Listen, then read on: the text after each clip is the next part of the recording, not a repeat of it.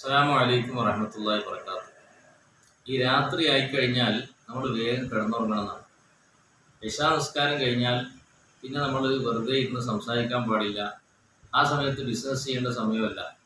കാരണം ബിസിനസ് ചെയ്യേണ്ടതൊക്കെ യഥാർത്ഥത്തിൽ പകൽ ടൈമിലാണ്. വിശുദ്ധ ഖുർആൻ പറഞ്ഞിട്ടുണ്ടല്ലോ, വജഅൽനൽ ലൈല ലിബാസ വജഅൽനൻ നഹാറ മആശ. പകലിനെ നാം ഉപജീവന മാർഗം കണ്ടെത്താനുള്ള സമയമാക്കിയിരിക്കുന്നു. അപ്പോൾ പകലിലാണ് ഉപജീവനത്തിന് വേണ്ടിയിട്ട് നമ്മൾ ഇറങ്ങിത്തിരിക്കേണ്ടത്. രാത്രി നമ്മൾ കിടന്നുറങ്ങുക, വിശ്രമിക്കേണ്ട സമയമാണ്. ഇന്നെന്താണ് നടക്കുന്നത്?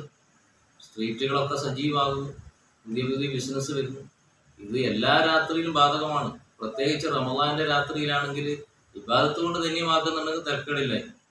ഇത് അതല്ല. ബിസിനസ്സിലേക്ക് ആളുകൾ എത്തിക്കുക, ലൈറ്റുകൾ കൊണ്ട് അലങ്കരിച്ച് പുതിയ പുതിയ ഫുഡുകളും പലഹാരങ്ങളും തയ്യാറാക്കി ആളുകൾ എങ്ങനെ ക്ഷണിക്കുക, കാത്തിരിക്കുക, ഇതൊക്കെ എവിടുത്തെ സംസ്കാരമാണ്? ഇസ്ലാം പറഞ്ഞതും ഖുർആൻ പറഞ്ഞതും ഒന്നുമല്ല. നേരത്തെ ഉറങ്ങുക, അത്താഴത്തിൻ്റെ സമയത്ത് എഴുന്നേൽക്കുക, അല്ലെങ്കിൽ അതിന് മുമ്പ് എഴുന്നേറ്റ് ഖുർആൻ പാരായണം ചെയ്യുക, തഹജ്ജുദ് നിസ്കരിക്കുക, പ്രാർത്ഥിക്കുക, ഇതൊക്കെയല്ലേ റമദാനിൽ ചെയ്യേണ്ടത്.